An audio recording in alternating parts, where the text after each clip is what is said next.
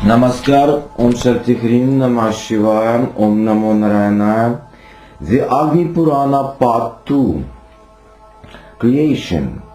Agni next told Vasishtha the history of creation. Vishnu is the Lord of creation, preservation and destruction. Before creation it was only the Brahman that was everywhere. There was no day, night or sky. First Vishnu created the waters, and in the waters he sowed the seeds of Brahmanda, the great egg. From this seed there developed a golden egg which began to float on the waters. From the egg Brahma created himself. Since he created himself, Swayamsambhuta, Brahma is also known as Swayambhu. Having created himself, Brahma stayed inside the egg for an entire year, and at the end of the year he split the egg in two.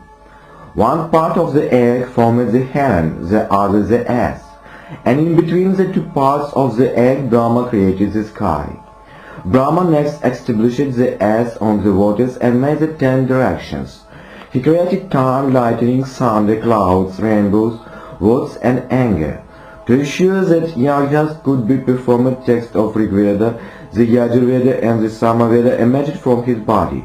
Holy people use the Vedas to perform ceremonies meant for the gods. From the path of his mind, Brahma created 7 sons. Their names were Marichi, Atri, Angira, Puvasya, Puvaha, Kratu and Vasishtha. Prithu is recognized as the first king. Prithu was a descendant from Dhruva, and Prithu's father Vena was also a king. But Vena was an evil king. He was simply not interested in protecting his subject. The sages therefore killed Vena with a straw. And after Vena had died, they began to knead the dead body's right hand. It was thus that Prithu emerged. He wore armor and carried bow and arrows when he was born. He ruled well as per the dictate of Brahma, of Dharma. He looked upon all his subjects and his own son. From Prithu the ass came to be known as Prithvi. The Agni Purana next has several chapters on how to pray and how to build temples and idols.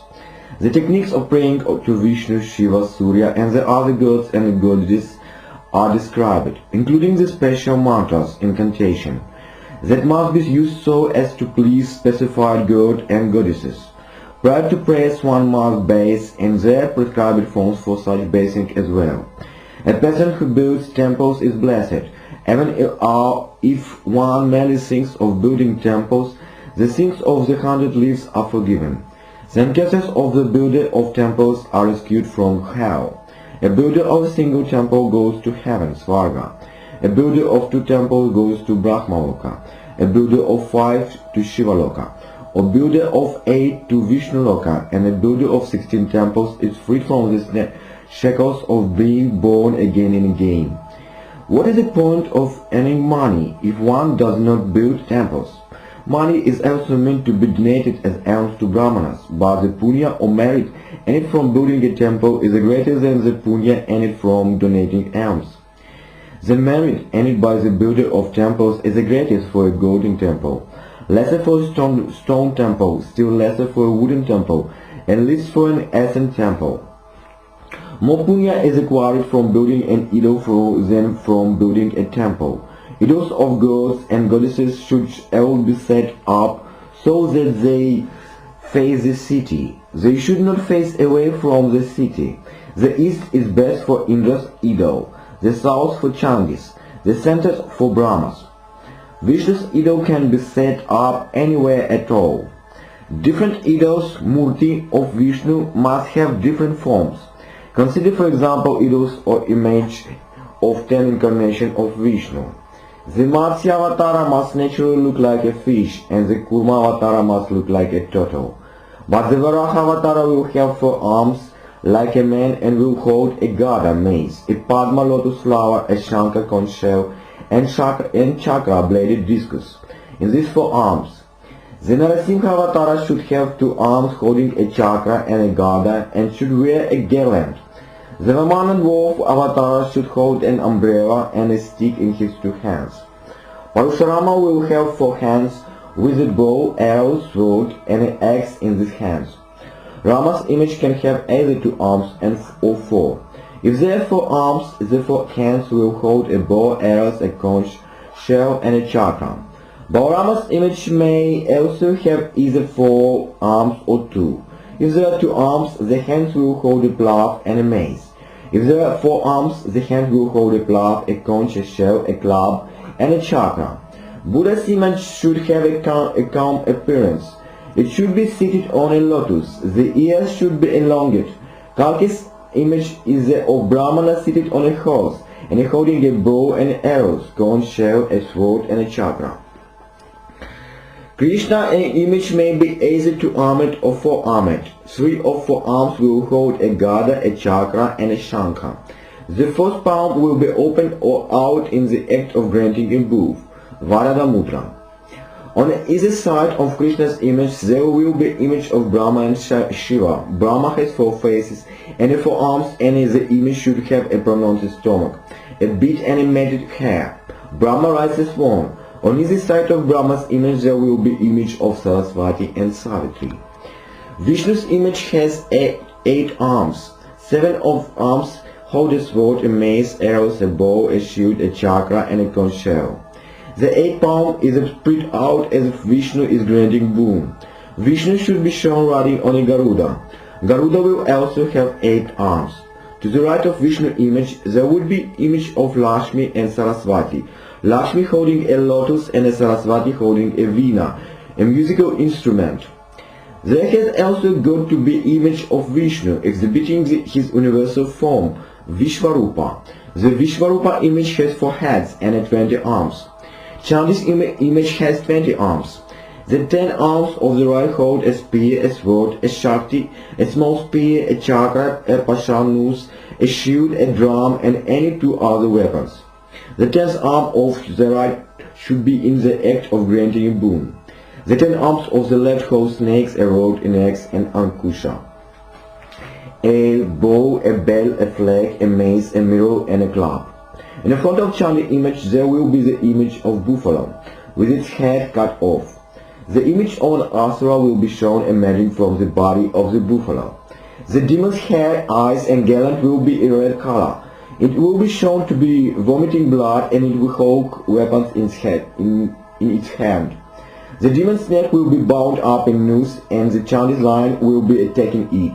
Chandi's right leg will be on the lion, and left leg will be on the demon's back. Image of Chandi may sometimes also have 10, 16, or 18 arms. Shiva's image linga may be made out of ash, wood, iron, gels, gold, silver, copper, bronze, and mercury. A visit to place of pilgrimage Tirtha brings the same punya that it obtained from performing a yajna. It is because people had no gold in pilgrimage or donating gold and cows in the early lives that they were born poor in their next lives. The best place of pilgrimage is Pushkara. Brahma are the gods and the sages who wish to go to heaven live there. The best time to go to Pushkara is the month of Kartika. In Pushkara itself there are 2 other places of pilgrimage known as Jambu Marga and Tandlika Ashrama. It is difficult to go to Pushkara, but there are several other tirthas as well. One such is Kurukshetra, where Vishnu and the other gods keep on coming. The river Saraswati flows near Kurukshetra.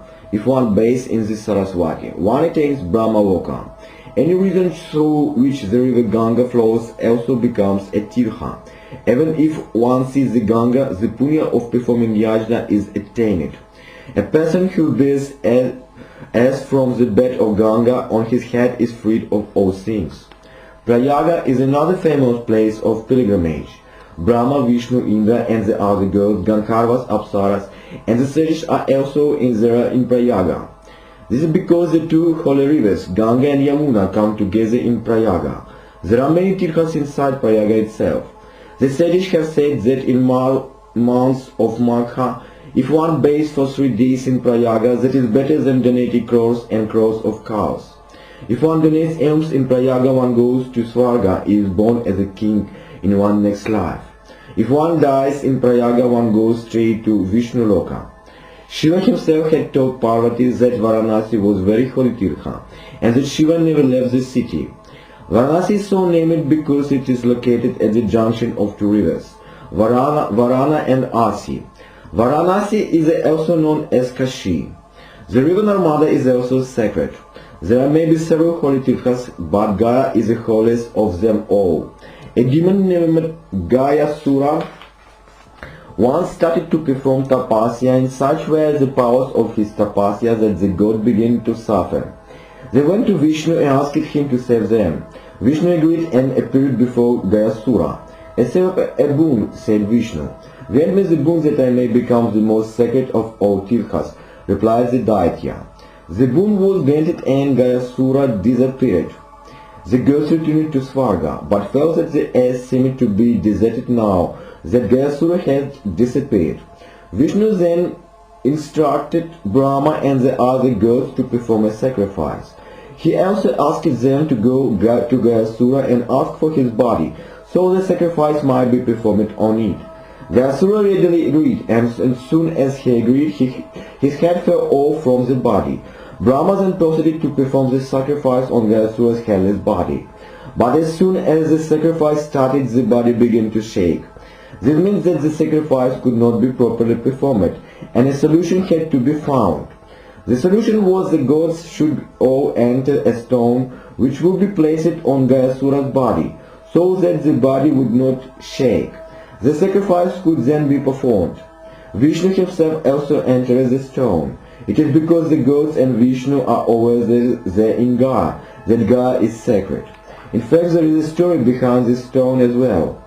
The sage Marichi was Brahma's son and had married Vrata. One day Marichi went to the forest to collect wood and flowers and returned extremely tired. He called Vrata and said, "I am very tired. Today you must wash my feet for me." Vrata began to wash to Marichi's feet when Brahma suddenly arrived. Vrata did not know what to do. Should she finish washing her husband's feet, or should she first attend to Brahma, since Brahma was Marichi's father? She decided to attend to Brahma first. At this, Marichi became very angry and cursed Vrata that she would turn into a stone. Vrata was greatly distressed at being cursed for what she thought had not been a fault at all, so she performed tapasya for many years. When Vishnu and the other gods were pleased of Vrata's meditation, they appeared and offered to grant her a boon. Vrata wished that the curse imposed on her by Marichi might be waived. The gods explained that this was impossible, since Marichi was a very powerful sage. What they would have to do was to make Vrata a very holy stone, desired ever by the gods.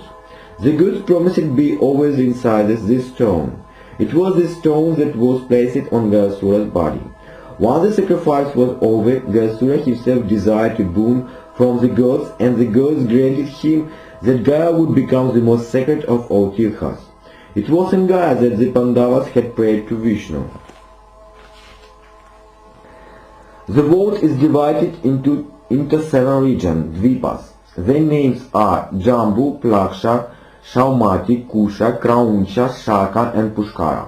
The 7 dvipas are surrounded by 7 oceans, and names of these oceans are Lavana, Ikshu, Sura, Sarpi, Dakhi, Dudha and Jala. Right in the center of Jambudvipa is a Mount Meru. Mountains named Himavana, Himakuta and Nishada are to the south of Meru, and mountains named Niva, Shveta and Shringi are to the north of Meru. Jambudvipa is known by that name as there are large number of Jambu trees in this area. On the top of Mount Meru is the Brahma's famous city. Under the earth is the underworld. These two consist of 7 regions, and their names are Atava, Vitava, Sutava, Tavatava, Mahatava, Rasatava and Patava. The deities and the Danavas live the underworld. Bilasvarga. Vishnu is also there in the underworld, in his form of the great snake Shesha. The snake Shesha holds up the earth on his hood. That part of the sky which is lit up by the sun rays is known as Nabha. Above the S is the sun, above the sun the moon, above the moon the stars, above the star Mercury, above the Mercury Venus, above Venus Jupiter, above Jupiter is the constellation of the Great Bear. Beyond the constellation is the world of Dhruva, is a polar star. The Agni Purana next gives a lot of information on astrology. It states when marriages should take place and when they should not. For example, marriages are never to be held in the months of Chaitra and Pusha, one the signs of Libra or Germany. If one is going on a trip, then Friday is the best day to start on. Medicine should not be taken if one of the nakshatra stars Pushya, Hasta, Jyesha, Shravana or Ashwini is not in the sky. If one wishes to have a bath after recovering from an illness, then Saturday is the best day for such a bath. The first time a child's head is shaved should never be on Tuesday or Saturday. Ears should be pierced on Wednesday or Tuesday. New clothes should not first be worn on Wednesday, Thursday or Friday. A new house should not be entered into the month Chaitra, Jyesha, Bhadra, Ashwina, Pusha or Magha. It is best to read grain on Wednesday. Each Manvantara era is ruled over by a Manu. The first Manu was Swayambhuva. Shatakratu held the title of India during this Manvantara. The second Manu was Varashisha. Vipaschita held the title of Indra during this Manvantara. The third Manu was Uttama and Sushanti was the Indra then. The fourth Manu was Tapasa and Shikhi held the title of Indra then. The fifth Manu was Raivata and Vitatha was Indra then. The title of Indra was held by Manajahva during the sixth Manvantara, the Manu being Chakshusha. Next came Shraddhadeva, the seventh Manu Purandara being the Indra. The eighth Manu name is Savarni and the eighth Indra's Vali. The eighth Manvantara has not yet come. The ninth Manu will be Daksha Savarni and the ninth Indra will be Adhuta. During the 10th Manvantara, the Manu will be Brahma Savani, and the title of Indra will be held by Shanti. During the rule of the 11th Manu, Karma Savarni, the Indra will be Gana. The 12th Manu will be Rudra Savarni, and the 12th Indra will be Ritadhama. Raucha will be 13 Manu, and the Divas party will be the 13 Indra.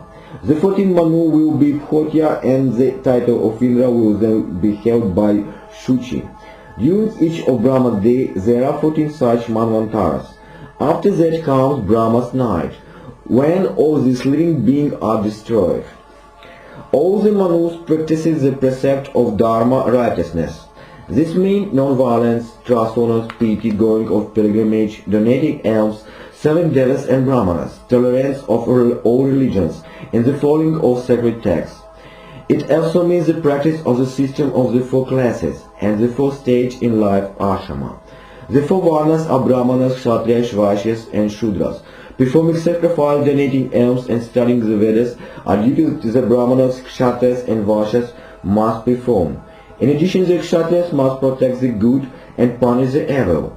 The Vaishyas must take care of trade, agriculture, and animal husbandry. The duties of Shudras are to serve the Brahmanas and artisanship. When Brahmanas take up the Upavita, the sacred set that is the mark of the first three classes. It is like a second birth for them. So Brahmanas are known as Dvija, born twice. An Anuloma marriage is a marriage where the husband is from higher class than the wife. The offspring of a marriage belong to the mother's class. Pratiloma marriage is a marriage when the wife is from the higher class than the husband. Chandals were born this way from Brahmana woman, Sutas from Kshatriya woman, Devalas from Vaishya woman, Pukashas from Kshatriya woman, and Magadhas from Vaishya woman. Chandalas are executioners, Sutas charioteers, Devalas guards, Pukashas hunters, and Magadhas bards. Chandalas should live outside the village and should not touch those belonging to any other class. The best name for a Brahmana is that which ends in Sharma. Similarly, the best name for a Kshatriya ends in Varma, for a Vaishya in Gupta, and for a Shudra in Dasa. The sacred Srid ceremony is to be held at the age of 8 years for Brahmanas, 11 years for Kshatriyas, and 12 years for Vaishya. No sacred Srid ceremony should be held beyond 16 years of age. The first stage in life is that of Brahmacharya, studenthood. A student should never eat honey or meat and should never indulge in singing or dancing. He should completely give up violence and speaking to women. His duties are to discuss the Shastras, holy texts, and associate with a learned man. Apart from that, he will meditate in solitude on the true nature of Brahman. The next stage of life is the Grihasya, householder stage. A Brahmana may have 4 wives, a Kshatriya 3, a Vaishya 2, and a Shudra only 1. The husband and the wife should be from the same Varna. Marriage across Varna is to be avoided. A woman can marry again provided that her husband has disappeared, is dead, has become a hermit, or is such a sinner that he is expelled from his own Varna. If her husband dies, a widow is permitted to marry her late husband's younger brother. A householder should get up at dawn and pray to the gods. He should always bathe in the morning. He should not talk impolitely. He should not bite his nails. He should not laugh at those who are inferior. And he should never reside in place where there is no king, no doctor, or no river. He must not insult his elders. He should never criticize the Vedas, the Shastras, the Devas, the sages, and the king. And he must never travel without a light at night. The third ashrama is Vanaprastha. Such a person should always sleep on the ground and wear skins as clothes. He should wear his hair matted and give up the company of other people. He has to serve gods and guests and live on the fruits and roots. In the final stage of life, sannyasa, a person becomes a hermit. In his ashrama, a person attains true knowledge and is completely freed. But he should become a hermit only when he is convinced that he is completely lost all interest in material pursuits. Such a person is not affected by birth or death. He realizes that the physical body is transient. That is no concern at all. It is the knowledge of the Atman that is the best form of knowledge. When one gains this knowledge, one realizes the unification of the Atman, the highest I am, with the Brahman, and understand that the Brahman is everywhere. Atman Sarva Eva Brahma. If one commits a sin, one has to atone for it. That is known as Prayachita. If one does not atone for the sins that one has committed, it is king's duty to punish the sinner. If one drinks from a well where the dead body of an animal has been floating, one has to fast for 3 days. The worst possible sins are the killing of Brahmana, the drinking the wine and chaff. Other sins are criticized in the Vedas, the bearing of false witness, killing a friend, killing a cow, forsaking our parents or sons, the selling of pawns, murder, lying, killing animals, and the cutting down of green trees for fodder. A killer Brahmana has to build a hut in the forest and live there for 12 years. He has to beg for a living and give up all that he possesses to another Brahmana. A killer of Kauwa has to live on just coarse grain for a month. He has to live with the cattle and follow them around during the day. All his possessions have to be given up to Brahmana, and he has bathed in a cow's urine for the 2 months. If a Brahmana steals gold, he should go and report his crime to the king. The king will hit him with a club, and this will be the Brahmana's Prayachita. The sin of killing a Kshatriya is 1/4 the sin of killing a Brahmana. If one kills a Vaishya, the sin is 1/8 the sin of killing a Brahmana. And if one kills a Shudra, the sin is 1/16 of the sin of killing a Brahmana. Killing a cat, a mongoose, a frog, a dog, a lizard, or a crow is as sinful as killing a Shudra.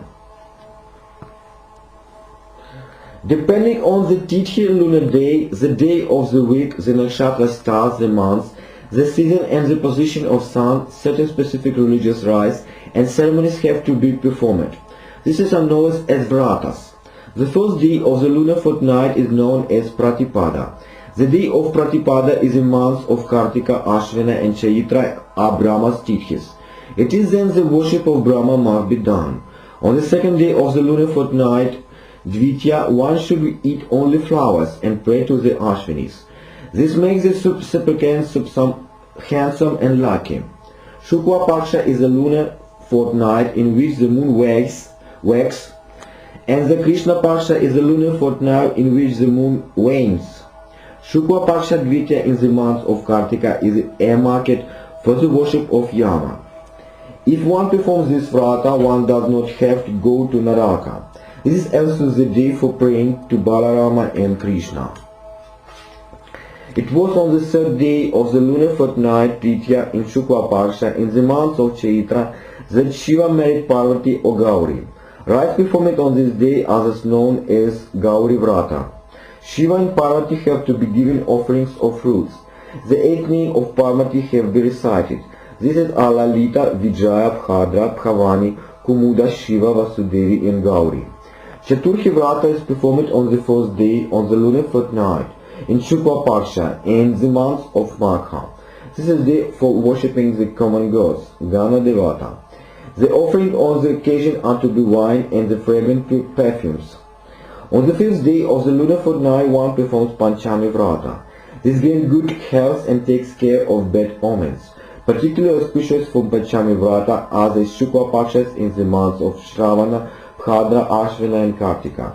On the 6th day of the lunar fortnight, one performs Shakti Vrata. One has to leave only fruit, and if one performs this Vrata, these fruits are any actions that one performs live forever. Shakti Vrata should be observed especially in the months of Kartika and Bhadra. Surya is to be worshipped on the 7th Saptami days of the lunar fortnight. If Saptami Vrata is observed Shukla Paksha, all sorrow disappear. Since I atone it for, and all one's desires I attain it. Women who have no children can have sons if they observe these rites. The 8th day of the lunar fortnight, Ashtami, is very significant. Krishna was born on this Tithi in the month of Bhadra, while the nakshatra Rohini was in the sky. Ashtami is therefore auspicious in the month of Bhadra. If one fasts on the day and prays to Krishna, the sins of one's early 7 lives are atoned for. But this Vrata is to be observed in Krishna Paksha and not in Shukla Paksha, since Krishna was born in Krishna Paksha. Together with Krishna, Rohini and the moon, Devaki, Vasudeva, Yashoda, Nanda and Balarama are also to be worshipped on the occasion.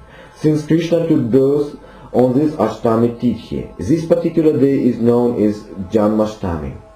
The 8th day of the lunar fortnight can be important even if it is not the month of Bhadra. For example, the 8th day of the lunar fortnight might be a Wednesday, Budhavara, in both Shukla Paksha and Krishna Paksha. Irrespective of the month, such an Ashtami is important and is known as Budhashtami. Once a day one has to live only on molasses and rice and performs the Vrata. There used to be a Brahmana named Hira, whose wife was named Ramha. Hira's son was a Kaushika, his daughter was Vijaya, and Hira's bull was named Hanada. Kaushika would go with the other cowheads to graze the bull. Once when Kaushika was having a bath in the river Bhagirathi, and the bull was grazing, some chiefs came and stole the bull. Kaushika and his sister Vijaya looked everywhere for it, but could not find it. In searching for the bull, they came to a lake where some women were bathing in the course of performing a Vrata. Brother and sister were tired and hungry, and they craved for some food. The woman agreed to give them food, but only after Kaushika and Vijaya had also performed the Budhashtami Vrata. As soon as Kaushika performed the ritual, the bull was miraculously returned to him. Such were the powers of Vrata that Kaushika could get his sister Vijaya married off to Yama and himself becomes the king of Ayodhya. After their parents Hira and Ramha had died, Vijaya discovers that her father and mother were in Naraka. When she asked Yama as how her parents might be delivered from Naraka, Yama told her that Kaushika and Vijaya should perform Buddhashtami Vrata again. And immediately after they did so, the parents attained Svarga.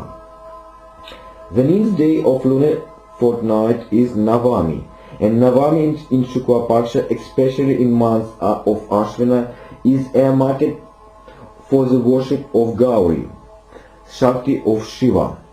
An animal has to be sacrificed and offered to the goddess on this occasion. The Brahmanas become all powerful if they observe the Dashami Vrata on the 10th day of the lunar fortnight and donate 10 cows. The 11th day of the lunar fortnight is for fasting. It is also the Tithi for praying to Vishnu.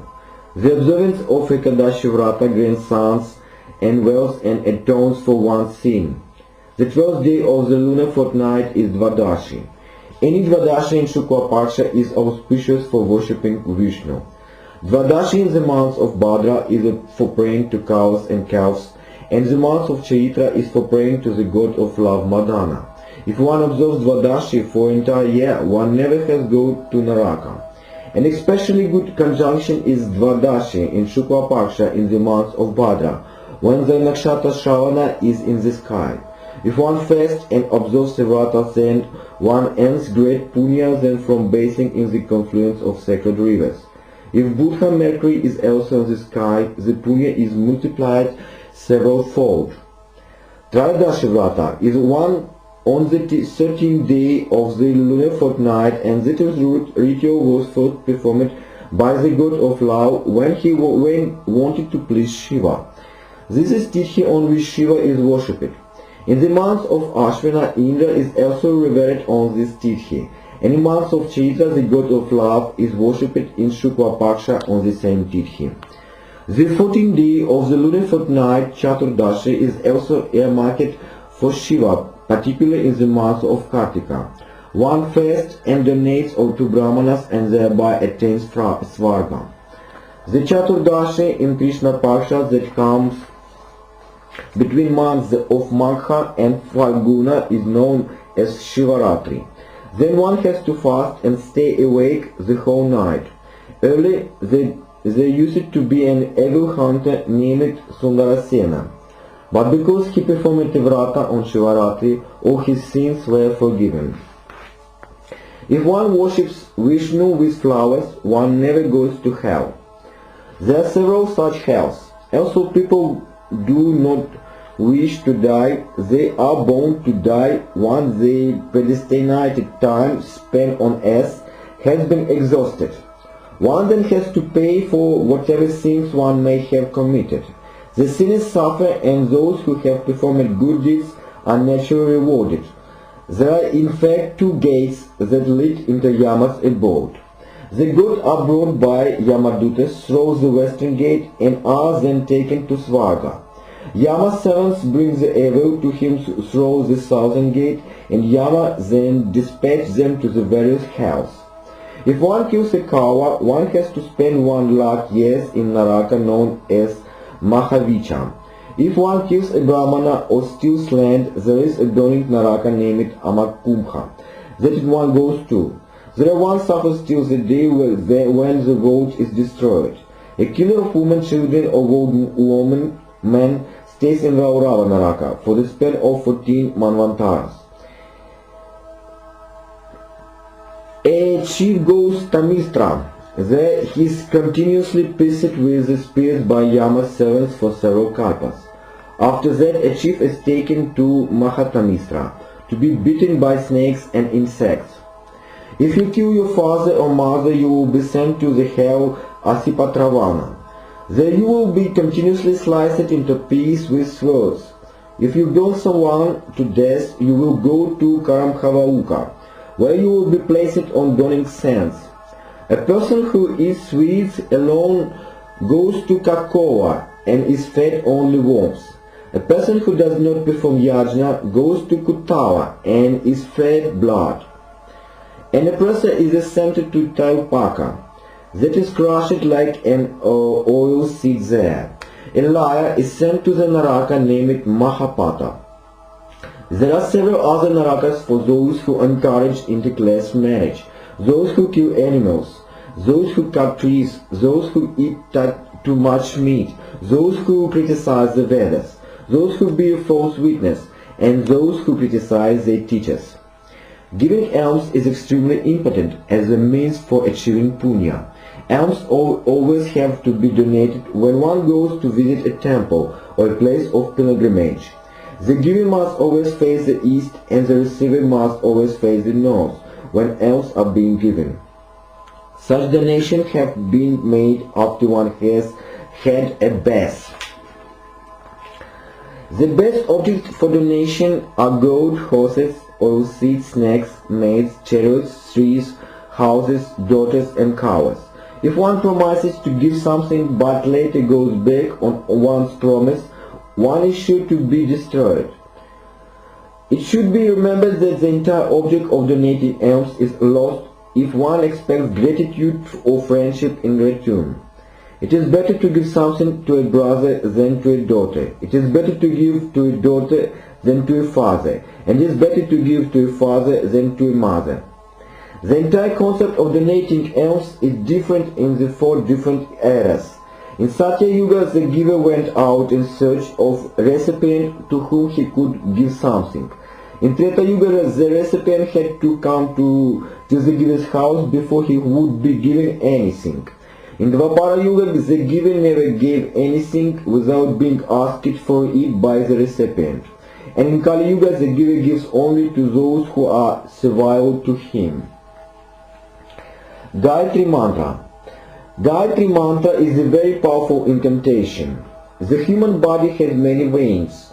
Out of these 10 veins are impotent and their names are Ida, Pinga, Sushumna, Ganhari, Hastijihva, Pritha, Yasha, Avambusha, Huhu, and Shankhini. These veins bear the breath of life. The breath of life is called Prana Vayu.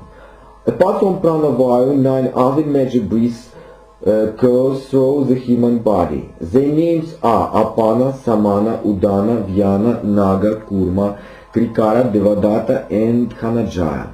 Gayatri is a goddess worshipped even by Vishnu and Shiva. This goddess is there everywhere, even every individual's heart, in the form of a swan. Gayatri mantra is an incantation to the goddess. If one chants the mantra 7 times, one's sins are forgiven. Chanting it 10 times means that one attains Svarga. To attain world's lokas, which are even more desirable than Svarga, one has to chant Gayatri mantra 20 times. If one chants the mantra 108 times, one does not have to be born again. The severest of sins, like killing cows, brahmanas or parents, are forgiven if one chants the mantra 1,000 times. Gayatri mantra has always to be preceded by the chanting of the sacred word or Aum. The king's duties are many. He has to punish his enemies, ensure the prosperity of his subjects, arrange that his kingdom is ruled well. He has to protect the sages, to perform tapasya inside the boundaries of the kingdom. A king should appoint a wise brahmana as his priest. His minister should also be wise, and his queen should be a woman who follows the path of Dharma. When a king dies, time must not be wasted. The priest must immediately find an auspicious occasion so that a new king can be anointed and crowned. A kingdom can never be without a king. Before the coronation, a prospective king has to purify himself by rubbing his body with mud. Mud from the mountain peak is used for the ears, from the Krishna temple for the face, from the Indra temple for the back, from the palace for the chest, mud raised by the elephant's tusk for the right hand, mud raised by the bull's horns for the left hand, mud from a pond for the back, from a river for the side, from a yajna for the thighs, and from the cowshed for the feet. And after the king has thus rubbed himself with different forms of mud and purified himself, he is ready to be anointed. 4 types of minister will anoint him. Brahmana minister with golden vessel full of clarified butter will stand on the eastern side. Kshatriya minister with silver vessel full of sweet and chickened milk will stand on the southern side. Vaishya minister with a copper vessel full of curds will stand on the western side. And the Shuddha minister with an eastern vessel full of water will stand on the northern side. The priest will then use material from all 4 directions to anoint the king. Water from all the places of pilgrimage will be poured on the king's head and throat. There must be songs and musical instruments must be played.